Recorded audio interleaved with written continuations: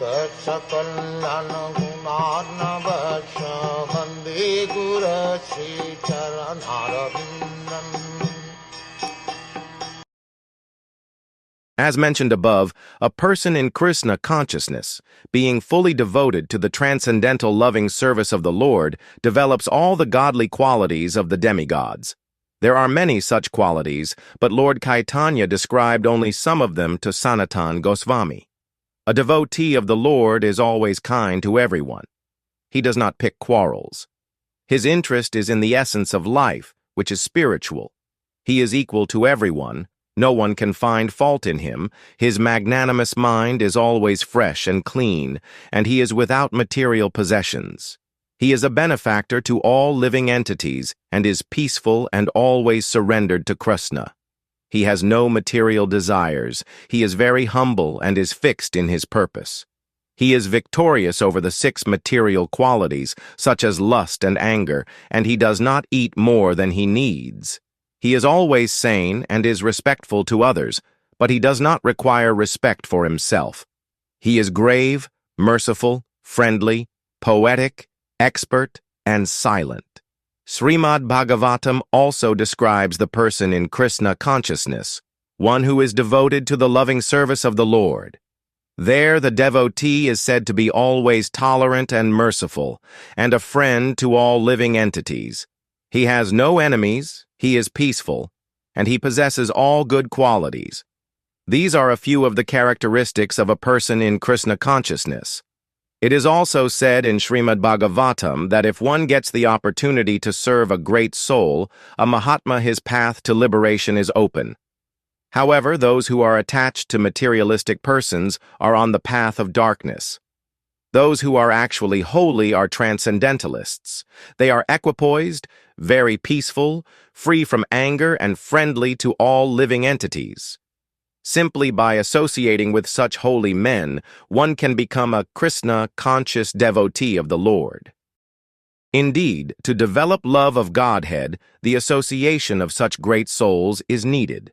The path of advancement in spiritual life opens for anyone who comes in contact with such holy men, and by following their path, one is sure to develop Krishna consciousness in full devotional service. In the 11th canto, 2nd chapter, text 30 of Srimad Bhagavatam, Vasudev, the father of Krishna, asks Narad Muni about the welfare of all living entities. And in reply, Narad Muni quotes a passage from Maharaj Nemi's discussion with the 9 Yogendras. "O holy sages," King Nemi said, "I am just trying to find the path of well-being for all living entities. A moment of association with holy men is the most valuable thing in life, for that moment opens the path of advancement in spiritual life." This statement is confirmed elsewhere in Srimad Bhagavatam. By associating with holy persons and discussing transcendental subject matters with them, one becomes convinced of the value of spiritual life. Very soon, hearing of Krishna becomes pleasing to the ear and begins to satisfy one's heart. After receiving such spiritual messages from holy persons or pure devotees, if one tries to apply them in his own life, one naturally and successively develops faith, attachment, and devotion while progressing on the path of Krishna consciousness. The Lord then informed Sanatan Goswami about the behavior of a devotee. The sum and substance of such behavior is that one should always stay aloof from unholy association. And what is unholy association? It is association with one who is too much attached to women or one who is not a devotee of Lord Krishna. These are unholy persons. One is thus advised to associate with holy devotees of the Lord and carefully avoid the association of unholy non-devotees. Pure devotees of Krishna are very careful to keep aloof from the 2 kinds of non-devotees. The result of unholy association is described in Srimad Bhagavatam. There it is said that one should give up all association with a person who is a plaything for women, for by associating with such an unholy person, one becomes bereft of all good qualities, such as truthfulness, cleanliness, mercy, gravity, intelligence, shyness, beauty, fame, forgiveness, control of the mind, control of the senses, and all the opulences that are automatically obtained by a devotee. A man is never so degraded as when he associates with persons who are too much attached to women. Regarding remaining aloof from unholy persons, Lord Caitanya quoted a verse from the Katyayana Samhita. One should rather tolerate the miseries of being locked in a cage filled with fire than associate with those who are not devotees of the Lord. Indeed, one is advised not to even look at the faces of persons who are irreligious or without any devotion to the Supreme Lord. In other words, Lord Caitanya recommended that one should scrupulously renounce the association of unwanted persons and completely take shelter of the Supreme Lord, Krishna. Krishna gave Arjuna this same instruction near the end of the Bhagavad Gita. Just give up everything and surrender unto me. I will take care of you and protect you from all the reactions to sinful activities. The Lord is very kind to his devotees, and he is very grateful, able, and magnanimous. Therefore, it is our duty to believe his words, and if we are intelligent enough and educated enough, we will follow his instructions without hesitation. In Srimad Bhagavatam, Akrura tells Krishna, "Who can surrender to anyone other than you? Who is so dear? Who is so truthful? Who is so friendly? And who is so grateful? You are so perfect and complete that even though you give yourself to your devotee, you are still full and perfect. You can therefore satisfy all the desires of your devotee and even deliver yourself unto him."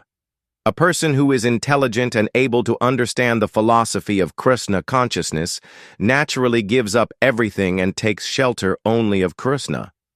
In this regard, Lord Caitanya recited a verse spoken by Uddhava in Srimad Bhagavatam. How can one take shelter of anyone but Krishna? Who else is so kind? Even though Bakasur's sister Putana tried to kill Krishna when he was an infant by applying poison to her breast and offering it to him to suck, still that heinous woman received salvation and was elevated to the same platform as his own mother. Krishna accepted the poisonous breast of that demonic woman, Putana, and when he sucked the milk from her breast, he sucked out her life also. Nonetheless, Putana was elevated to the same position as Krishna's own mother. There is no essential difference between a fully surrendered soul and a man in the renounced order of life. The only difference is that a fully surrendered soul is completely dependent upon Krishna. There are 6 qualifications for surrender. The first is that one should accept everything favorable for the discharge of one's duties in devotional service, and one should be determined to accept the process. The second is that one should give up everything that is unfavorable for the discharge of devotional service, and one should be determined to give it all up. Thirdly, one should be convinced that only Krishna can protect him, and should have full faith that the Lord will give that protection. An impersonalist thinks that his actual identity is in being one with Krishna, but a devotee does not destroy his identity in this way. He lives with full faith that Krishna will kindly protect him in all respects. Fourthly, a devotee should always accept Krishna as his maintainer.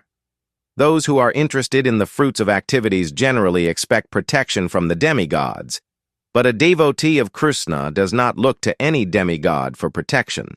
He is fully convinced that Krishna will protect him from all kinds of unfavorable conditions. Fifthly, a devotee is always conscious that he is not independent in fulfilling his desires. Unless Krishna fulfills them, they cannot be fulfilled.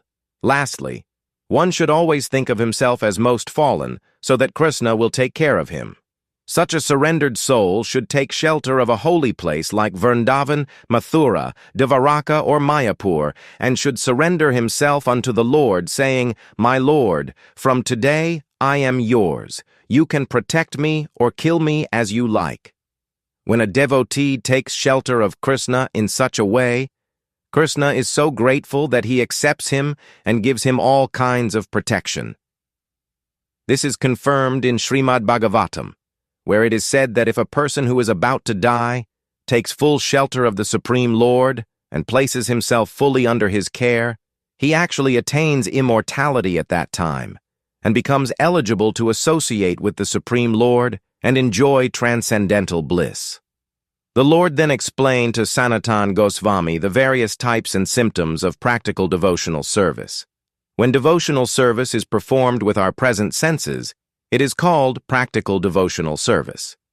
Actually, devotional service is the eternal life of the living entity and is lying dormant in everyone's heart. The practice which invokes that dormant devotional service is called practical devotional service. The purport is that the living entity is constitutionally part and parcel of the Supreme Lord. The Lord can be compared to the sun, and the living entities can be compared to molecules of sunshine. Under the spell of the illusory energy, the spiritual spark is almost extinguished. But by practical devotional service, one can revive his natural constitutional position. When one practices such devotional service, it should be understood that he is returning to his original and normal liberated position. Practical devotional service can be performed with one's senses under the direction of a bona fide spiritual master. One begins spiritual activities for advancement in devotional service, or Krishna consciousness, by hearing. Indeed, hearing is the most important method for advancement in Krishna consciousness, and one should be very eager to hear favorably about Krishna. Giving up all speculation and fruitive activity, one should simply worship Krishna and desire to attain love of God. That love of God is eternally existing within everyone.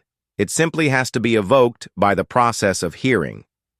Hearing and chanting are the principal methods of devotional service. Devotional service may be regulative or affectionate.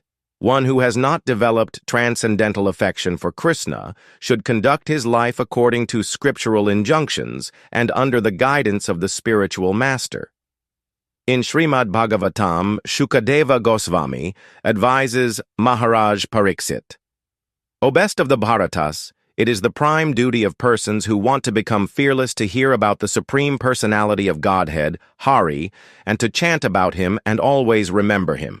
Lord Vishnu is always to be remembered and is not to be forgotten for even a moment. This is the sum and substance of all regulative principles. The conclusion is that when all the rules, regulations, and recommended and prohibited activities in the revealed scriptures are taken together, remembrance of the Supreme Lord is always the essence of everything. To always remember the Supreme Personality of Godhead within one's heart is the main practice of devotional service, and in that practice, there are no regulative principles, there are no do's and don'ts. However, one should generally accept the following principles to properly execute devotional service. The devotee should, 1. Take shelter of a bona fide spiritual master, 2. Receive initiation from the spiritual master, 3. Serve the spiritual master, 4. Inquire and learn love from the spiritual master, 5. Follow in the footsteps of holy persons devoted to the transcendental loving service of the Lord, 6. Be prepared to give up all kinds of enjoyment and suffer all kinds of miseries for the satisfaction of Krishna. 7. Live in a place where Krishna had his pastimes. 8. Be satisfied by whatever is sent by Krishna for the maintenance of the body and not hanker for more than that. 9. Observe fasting on Ekadashi day. This occurs on the 11th day after the full moon and the 11th day after the new moon. On such days, no grains, cereals, or beans are eaten. Simply vegetables and milk are moderately taken, and the chanting of Hare Krishna and reading of scriptures are increased. And 10. Show respect to devotees, cows, and sacred trees like the banyan tree. It is essential for a neophyte devotee who is beginning to follow the path of devotional service to observe these 10 principles. The 11th principle is to try to avoid offenses in serving the Lord and in chanting his holy names. There are 10 kinds of offenses in the matter of chanting the holy name. 1. To blaspheme a devotee of the Lord. 2. To consider the Lord and the demigods on the same level or to think there are many gods. 3. To neglect the orders of the spiritual master. 4. To minimize the authority of the scriptures, the Vedas. 5. To interpret the holy names of God. 6. To commit sins on the strength of chanting. 7. To instruct the glories of the Lord's names to the unfaithful. 8. To compare the chanting of the holy name to material piety. 9. To be inattentive while chanting the holy name. And 10. To remain attached to material things in spite of chanting the holy names. These 10 offenses against the holy name should be avoided. The 12th principle in the execution of devotional service is that one should avoid the association of unholy non-devotees. 13. One should not attempt to have many disciples. 14. One should not take the trouble to understand many books or to understand partially any particular book, and one should avoid discussing different doctrines. 15. One should be equipoised both in gain and in loss. 16. One should not be subject to any kind of lamentation. 17. One should not disrespect the demigods or other scriptures. 18. One should not tolerate blasphemy against the Supreme Lord or his devotees. 19. One should avoid ordinary topics of novels and fiction, but there is no injunction that one should avoid hearing ordinary news. 20. One should not give any trouble to any living creature, even a small bug. The first 10 of the 20 items mentioned above are affirmative, and the second 10 are prohibitive. In the Bhakti Rasamrit Sindhu, compiled by Srila Rupa Goswami, it is said that one should be very liberal in behavior and should avoid any undesirable activities. Of the 20 regulations, the most important are the first 3: to accept the shelter of a bona fide spiritual master, be initiated by him and serve him. In addition to these 20, there are 35 more items of devotional service, and they can be analyzed as follows: 1. Hearing about the Lord. 2. Chanting about him. 3. Remembering him. 4. Worshipping him. 5. Praying to him. 6. Serving him. 7. Engaging as his servitor. 8. Being friendly toward him. 9. Offering everything to him. 10. Dancing before the deity. 11. Singing before the deity. 12. Informing the deity of one's thoughts. 13. Offering obeisances to the deity. 14. Standing up to show respect to the deity and the devotees. 15. Following a devotee when he gets up to go to the door. 16. Entering the temple of the Lord. 17. Circumambulating the temple of the Lord. 18. Reciting prayers to the Lord. 19. Vibrating hymns in his honor. 20. Performing Sankirtan, or congregational chanting of the holy name. 21. Smelling the incense and flowers offered to the deity. 22. Accepting prasadam, food offered to Krishna.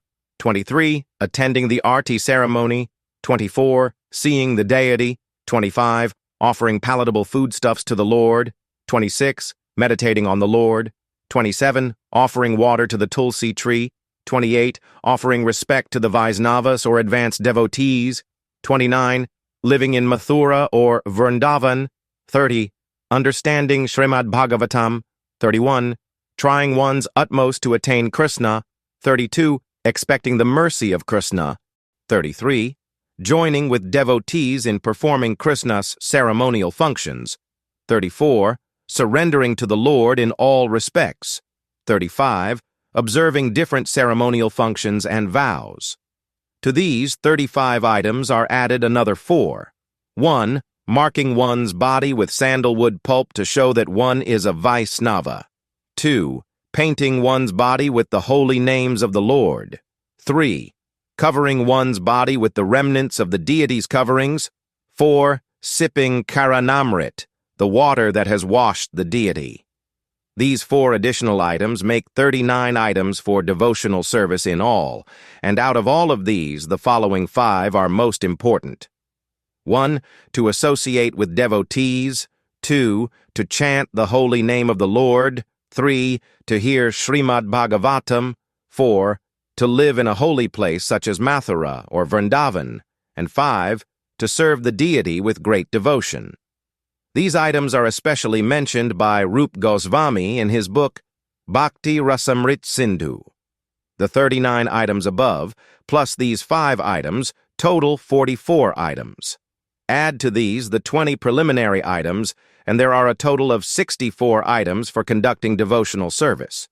The devotional service of one who adopts these 64 items with his body, mind, and senses gradually becomes pure. Some of the items are completely distinct from others, some are identical, and others appear to be mixed. Srila Rupa Goswami has recommended that one live in the association of those who are of the same mentality. Therefore, it is necessary to form some association for Krishna consciousness and live together for the cultivation of knowledge of Krishna and devotional service. The most important item for living in that association is the mutual understanding of the Bhagavad Gita and Srimad Bhagavatam. When faith and devotion are developed, they become transformed into the worship of the deity, chanting of the holy name, and living in a holy place like Mathura and Vrindavan. The last 5 items mentioned after the first 39 are very important and essential. If one can simply discharge these 5 items, he can be elevated to the highest perfectional stage, even if he does not execute them perfectly. One may be able to perform one item or many items according to one's capacity, but it is the principal factor of complete attachment to devotional service that makes one advance on the path. Some devotees in history, like Maharaj Ambaris, attained perfection in devotional service by executing all the items of devotional service, while many others attained perfection by discharging the duties of only one item.